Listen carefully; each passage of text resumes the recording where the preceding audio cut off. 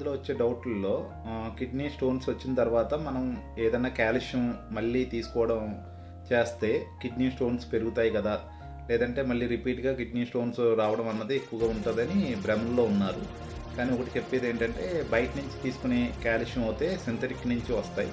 కానీ మన న్యాచురోపతిలో ఆ సింథటిక్ కాకుండా ప్లాంట్ బేస్ మీద ప్లస్ న్యాచురల్గా ఉన్న కౌ మిల్క్ తోటి తయారయ్యే కాల్షియంలే మనం సజెషన్ చేస్తాం.